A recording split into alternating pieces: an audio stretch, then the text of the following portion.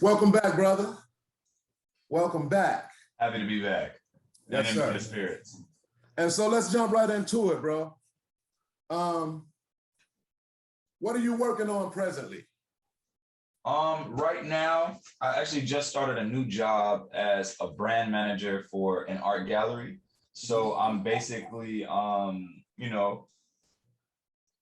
taking care of whatever is needed for getting the clothing brand that's under this, under the umbrella of this gallery back on its feet. This is a brother, his name is Rico Wright, Dr. Rico Wright. He's from Tulsa, Oklahoma. And he started this gallery called Black Wall Street Gallery. To pay homage to his history, where he's from, and to just kind of give us a reminder of that event in history, because it's often forgotten. The Tulsa Race Massacre was crazy. The fact that they tried to just sweep that under the rug, and that's nothing that I've ever heard of in school. You know what I'm saying? It's interesting the things that they choose to teach us in history class. Right. But basically, he just held an opening for the centennial anniversary of the event. And, the goal of the gallery is to bring generational wealth back to the Black community and reclaiming our space. It was a very successful event. We've been getting a lot of really good press, and unfortunately we were vandalized on the day of the anniversary. Wow. So that was like extremely intentional, but we standing strong. And, that's my newest project right now.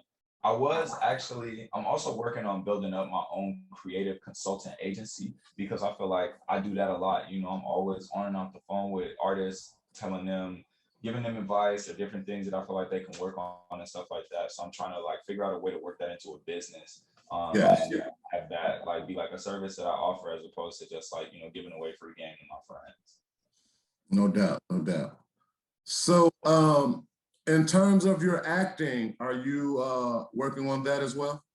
Yeah, so I'm still signed to an agency, and I am, auditioning. They send me stuff. It's of course not as much as it was because my agency is in Chicago. Okay. When I moved to New York, we had something worked out where they would send me auditions, but of course, being in the room is a lot better than being on tape. And because of that, it's made it a little bit more, not difficult, but it's just different. It's a different environment. So, I'm definitely still working with it, still sticking with it. And, throughout the years, I've been writing, actually. These past couple of years, I've been sitting down, I've been writing. And I've been talking with a couple of different people to see how we can start, bringing some of these things to fruition, filming shorts and stuff. But yeah, I mean, I told you I got a table read today at 2 for this movie that, a buddy of mine is producing. And, obviously it's low budget, not like a feature film, but, it's still something that allows me to practice my craft, and share it with other people in terms of other artists, not quite the actual last performance of it, but the just working with different artists that I haven't worked with before, working with different actors. It's a different experience every time, and it's always great meeting new people that do the same thing as you and getting to know them over the time of filming and rehearsals and everything else. It's tough. So I love that you're writing. I really love that you're writing. I felt a spirit move in me when you said that. So I would only encourage you to continue your writing no matter what you're doing. You know what I mean? But one, if there's trouble finding something, you got to make it yourself. Yes. And I feel like often we have this issue of authenticity, or, what we were talking about with the Shy. We have to be able to write our own stories if we want our stories out there, because we can't expect for these Hollywood execs to write them for us, or these Hollywood writers or whatever. Well, we can't expect the Hollywood execs to produce it, but we can't expect other people to write it. You look at Issa Rae, she got her foot in, she kicked down the door actually.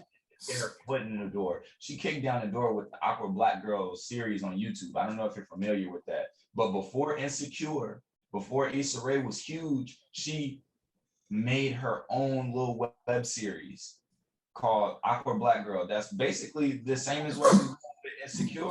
Just it's just on a different level with a bigger budget. You know what I'm saying?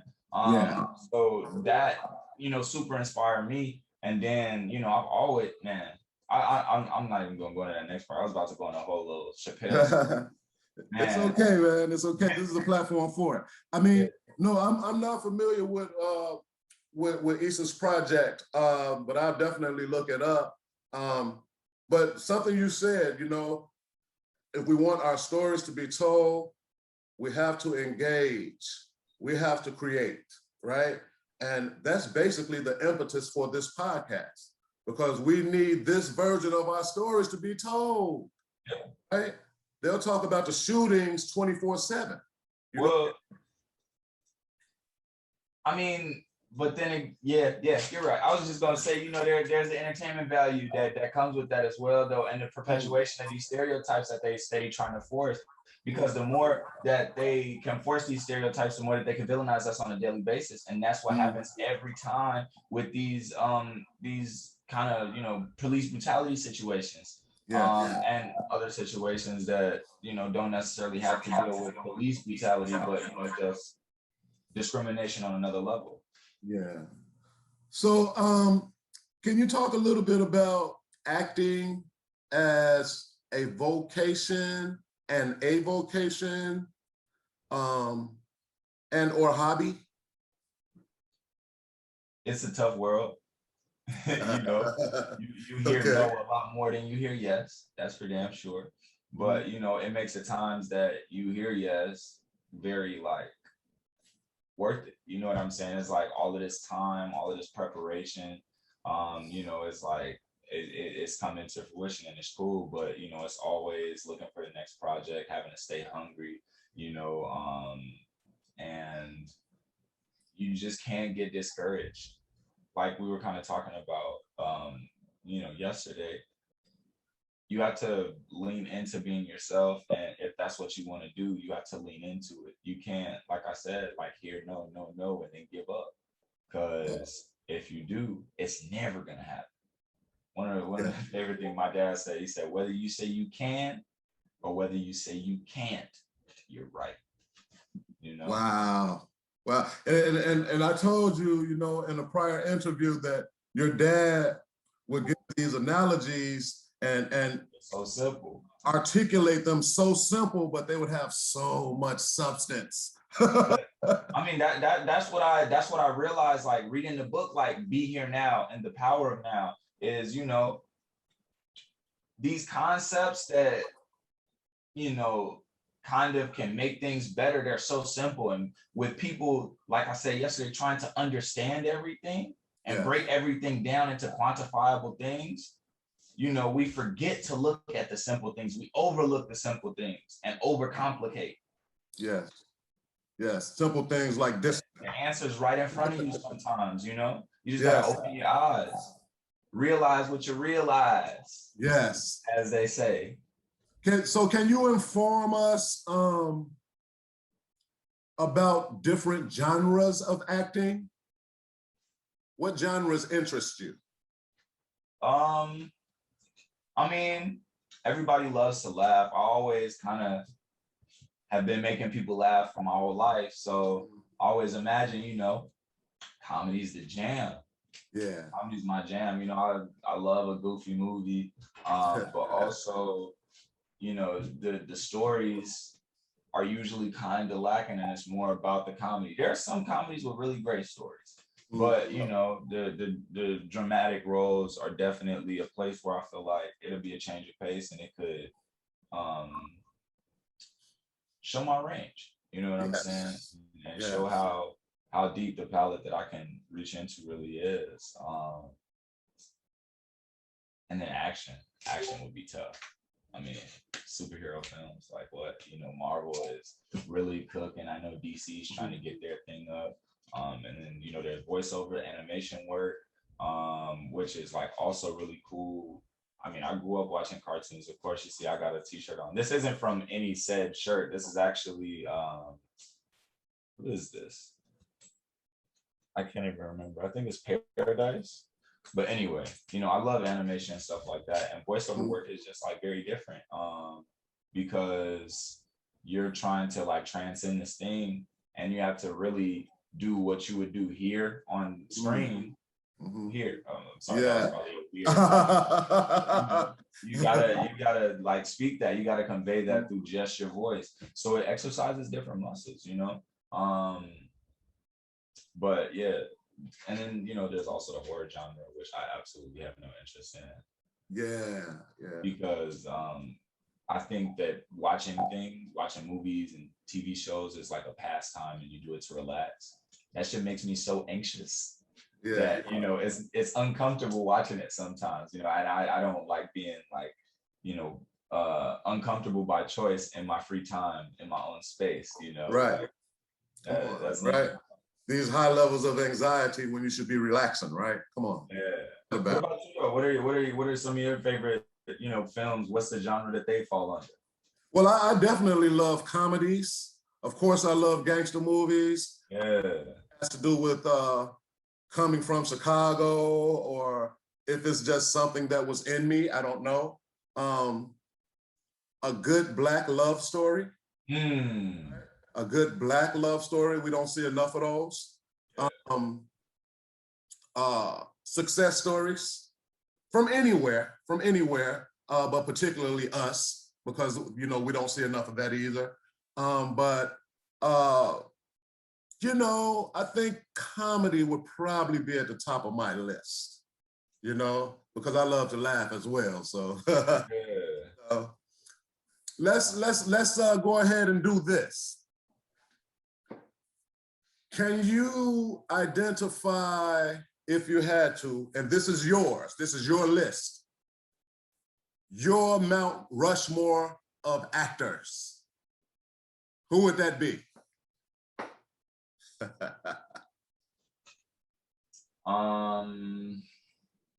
Well, I gotta say, number one, Will Smith. Okay.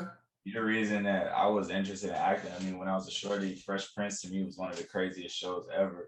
And then, you know, you got Men in Black, you got that Wild Wild West. That was a funny movie. You know, Independence Day showed a little bit of range. Hancock, you know, like he's got some really crazy things under his belt, and the way that he's dealt with his life on the outside as well, the way that he, you know, raised his family, you know, his kids are amazing people.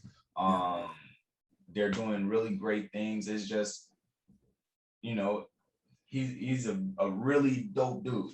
I rock with him heavy. Denzel, yes, of course. Dave Chappelle. For acting? I think that, well, yeah, I mean, do you not think that he was acting on the Chappelle show? He was. It's your list. It's your list, though. Yeah. Chappelle, yeah, to me, is one of the greatest Black comedians ever. Absolutely. Absolutely. You know, I mean, of course, there's like Paul Mooney, there's Dick Gregory, you know what I'm saying? And, you know, RIP both of them, but Dave Chappelle with the Chappelle show, I mean, in my formative years, that like influenced so much of the culture, you know what I'm saying? Yes, no doubt, no doubt. And then,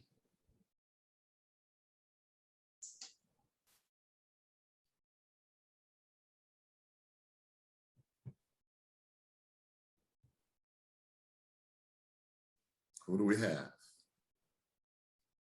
Who is it going to be? Right now, I'm gonna go back to Issa Rae because one, I want to put a woman on that list. I want to put a woman on that list, but as somebody, and you know, I know that there are some. I don't know. I feel like I threw Denzel in there. That's the great. You know what I'm saying? The great Mount Rushmore, because I don't necessarily think that my Mount Rushmore has to, you know, deal with, you know, of course, like Eddie Murphy's another great one. Like he was, but I just feel like these are four like four of my top actors right now. Yeah. So here's the thing, it's your list. That was my point of establishing that context. It is your list. Who can argue with your list? If somebody asks you how you think about something, they can't turn around and tell you, well, no, it should be this, because Yeah. it's Yeah. your list. Right. Yeah, that, respect, bro, respect. Let's pivot for a minute. Okay. You know, we just came out of, or we're coming out of a pandemic. We're being forced out of pandemic. Yes, being forced out of a pandemic. I would like to ask you, is everybody in your family well? And secondly, how did you make it through healthy? Because you're obviously healthy. I do believe for the most part my family is well. You know, there might be, yeah, for the most part, everything's good over here. I actually did end up catching COVID in February. And you know, I was in the house, like, you know, kind of just dealing with it for about like 3 weeks. So like it wasn't like too terrible, but you know, it's like it wasn't great. You know what I'm saying? It was definitely a little struggle. And you know, as we all know, being pent up in the crib, you know, talking to the same people on a, you know, daily basis, you know, it kind of affected my mental health. So I had to find different ways to keep myself occupied. You know, I started reading a lot more. I started doing yoga. And of course, you know, that was for like about 3 months. It's hard to keep that continued practice. You know, that takes a lot of willpower. But, you know, during that time, that's what I needed to kind of like center myself, because I felt like I was losing in a very real sense, you know, because when I would step out, I think I started coming back out of the house. If it started in March, I started probably coming back out, I want to say late April, early May. And, you know, I would like see people and I would realize like the way that I was communicating was like off, like it was just weird, you know. Yeah. It took me a lot of time to re-socialize and like get those social skills back. You know, but it was, I hate to say this, but it was like the time was a blessing and a curse, because this is the first time in American history since the Industrial Revolution that people were just able to stop working. It's a great point. Didn't think about that. Yeah. Never has that happened where people have just had the space and time to be able to sit at home. Some people were getting money from the government, you know, via unemployment. Some people weren't able to get that, which I think is, you know, very unfortunate. But the world shut down for a year. Like it stopped. Yeah. Well, maybe not for a year, but at least for 3 months. Those first like 3 months, it felt like, you know, and you know, I tried to take as much time and like work on myself as much as I could and figure out how, you know, I'm gonna come out of this when I exit with a plan and, you know, be able to capitalize on the time that I spent. That's the whole thing. That's the whole thing. And many people that I speak to look at it as like a gift and a curse. Myself, I look at it as more of a gift because I got to connect and love on family more so than I had been, because I'm so busy, always moving, always running, working, developing, doing different things. I was able to like, I finished my table, sanded it, and you know. You built it? Yeah. Oh, wow. Yeah. I planted a garden, you know, started this podcast, studied investments, just did a lot of different things, bro, you know, connected with some old mentors that I hadn't had time to really connect with on a significant level in a while, right? Just really great stuff came out of it for me. But it's strange, like I had this cold in January of 2020, right? And I ended up going to the doctor, to my primary care physician, And you know, they say when a black man goes to the doctor, it's something serious, right? Right? Because we have issues, you know, historical issues. Yeah. Yeah. And so I was told that I had an upper respiratory infection. Because this cold was unlike anything I had experienced ever in my life, right? And so I got through that, and by this time, you know, they announced a few months later, like in March. So I had the cold in January. They announced COVID-19 in March, and we went to remote teaching and learning, right? Mm-hmm. And you know, I'm teaching remotely, and information that I'm usually able to provide, like it's my social security number, is difficult for me to grasp mentally. I like it, I can't bring it to the forefront as quickly as usual, right? And I'm just like, what is this about? And so that was a mental struggle too. I think my mental health was definitely affected in a few ways, you know, because, you know, I started to feel like my livelihood was being affected, and I really didn't want to let anybody know what I was going through in terms of the brain fog, right? Because, you know, we're always threatened with security. Like, if I reveal this, you know, will they say X, Y, and Z? You know what I mean? So I pushed through and got healthy again, but that's a very serious thing, because I learned so much about myself during that time. Yeah. Learned a lot about myself, but I ended up losing my brother. Brother had COVID twice, man, and we lost him in November of last year. And difficult because he was my baby brother. He was like the youngest, like, and that was just really difficult, man. So, but yeah, it was pretty serious, man. It was pretty serious there for a minute, you know? Yeah. And so it's funny that you were talking about how during the pandemic you read a lot. Mm-hmm. Because your dad, every time I would talk to your dad is one of the best mentors I've ever had. You know, probably because he shoots straight from the hip. You know, I've always been pretty rough around the edges, and he could penetrate that shit. He didn't care, right? And but every single time that I remember talking to him, I mean, literally every time, he would always give me a reading suggestion, always.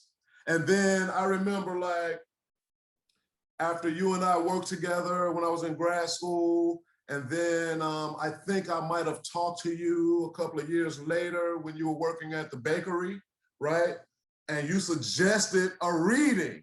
I'm like, oh my goodness, man, the apple doesn't fall far. So what are you reading these days, bro? Like I said, I've been working my way through the Power of Now.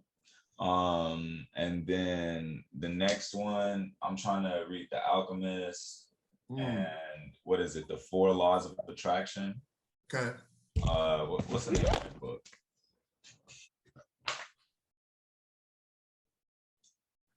Are you like heavy mindfulness? Because you seem to be talking about mindfulness a lot lately. I just think that when we're aware of ourselves and what we're doing, we tend to treat people better, you know? Yeah. Like you have to. Oh, Between the World and Me, I've been. Oh yeah, I have that book. Yes. And then The 4 Agreements. No, wait. Is that? Yeah, that's the word. That's the book. The 4 Agreements. I've also been reading books about like financial literacy and stuff. I'm trying to work on that, you know, because that's so important. And there's so many different things to like think about and to learn, and you know, the different ways that rich people hide their money and shelter it, and you know, do whatever to avoid paying taxes. It's like it's interesting learning about it. You know, but I was reading Rich Dad Poor Dad. Most recently in terms of like the financial books. But yeah. So yeah, you know, financial literacy books are very important, especially since that portion of academia isn't included in our school systems, right? Seems like it'd be common sense, right? You know, but common sense isn't so common.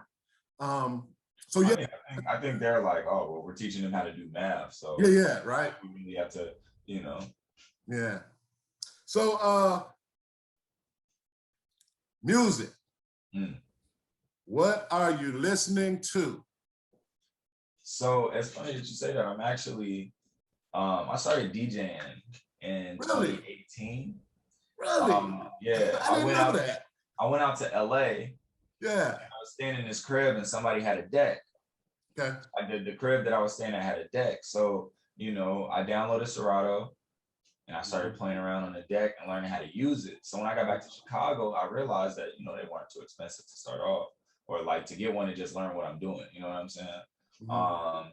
So I grabbed one. I've been practicing throughout the years, and I was actually I did my first gig in a bar on February 21st or 28th of 2020.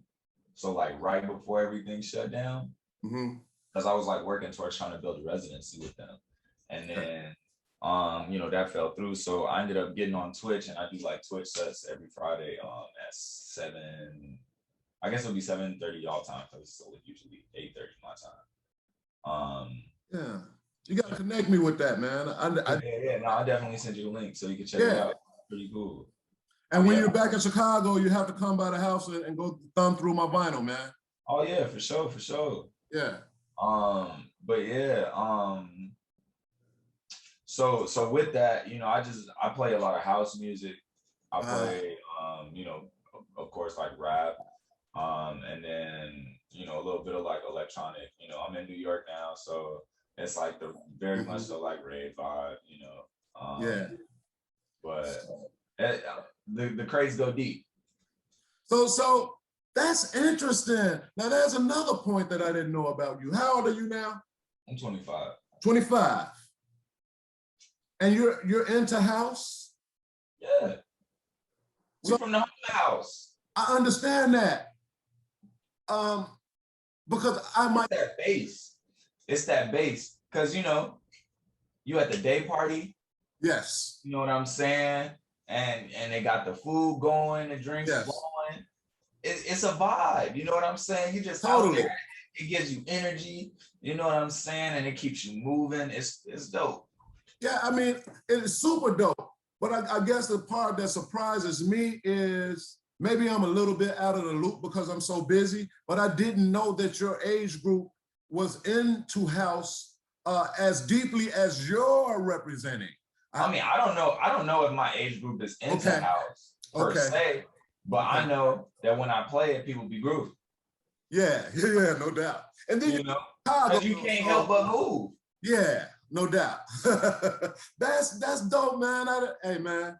Hey, I love that. That's cool, man. That's really cool. Wow. But I mean, you're from Chicago. You grew up around it, but typically, I think the typical 25-year-old might be more into hip hop. I don't want to use a blanket theory because I could be wrong. But I mean, I am very much into hip hop. Yeah. But I have a very diverse set list, you know. When I play, I like to hit a large range of things.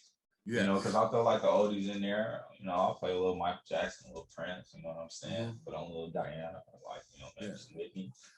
But hey, fun fact. I'll put on some Cardi and some Uzi too. in terms of DJing, fun fact, back in the day, I was at a party at the House of Blues in New Orleans, right? Okay. The two DJs were Kid Capri and Biz Markie. Oh, shit. The party was so dope, all right? The party was so dope that virtually 98.9% of the people in the party were on the dance floor. Nah, yeah, that's rare. We didn't know one another. People were partying. But Biz, when you speak of a broad range, I specifically remember Biz Markie playing the theme song from Sanford and Son in his set, bro. People be doing that. That shit was dope. They'll throw like a TV show theme song in there, and like, oh, come on, man. Like real trivial shit. Like you, yes. you know, you know. Yes. I fuck with that. That's dope. Super dope, man. Yeah. Super dope. Fun fact. So, from where you stand right now, I know we have to end. From where you stand right now, how do you presently view the world?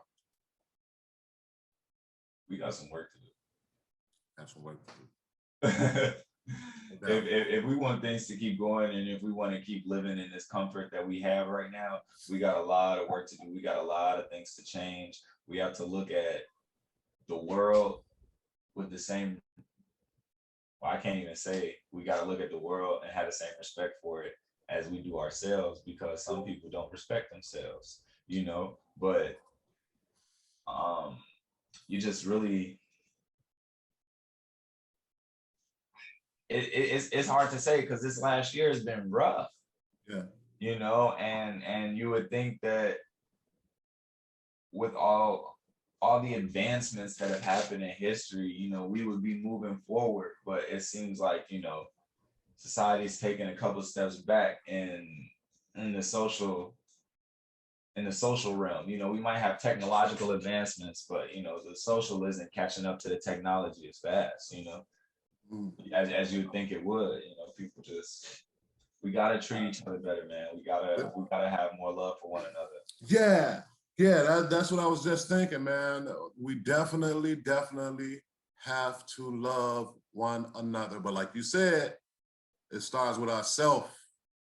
We have to understand what love is too, because you know, I'm talking about the unconditional love, not the love that has the attachment, you know, or the toxic love, like, you know, it's about, or a high price on it. Preservation. A high ass price on your love. Right. Come on, man. That's not what it is. Right. What it is. You know, it's in the face of whatever you have value. I mean, that's what I see love as. In the face of whatever, I'm going to treat you like you have value, okay? Of course, I'm not gonna let you abuse me or damage me, but in the face of whatever, I am going to treat you as if you have value, because you do, right? So yeah. Hey, listen, I was talking about you at Washington Park Forum on last week, and everyone is very proud of you. You know I'm proud of you. I rock with you for years, bro. You know, I rock with you for years, man. I can tell that you found your voice, you know, both personally and professionally. And I take comfort in that. I take pride in that, man. You know, because you're a natural teacher. You always have been. You know, I don't think that you always knew it because you were pretty young, but you are a natural teacher. I remember when you were in the youth program and some of the subject matter that you would express had adult substance, right? The content was of an adult nature. And so you were always kind of like a critical thinker, you know? So continue doing what you're doing, man. We love you, bro. So we have a portion of this podcast that we like to end on, where we allow our guests to tell a story of their choice. And the name of this portion of the podcast is called Bring Some Weed, I Got a Story to Tell. And I don't even smoke. So now is your time, bro. Let's see.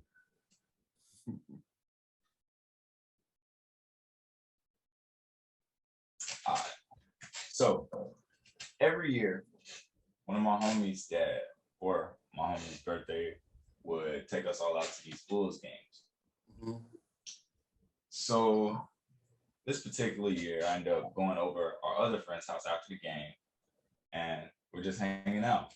But we're in high school, you know what I'm saying? We just started smoking and stuff, and you know, we were mad geek to get smoked. So we go out into the garage, make sure that, you know, his parents are asleep and whatnot. And then start smoking. I guess the smell must have been going through the house, or we were a little bit loud. All of a sudden, his dad pops out. Hey, what you guys doing? Look around, nothing. Just smoking some weed. Said, oh, okay. Lock this shit up when you're done.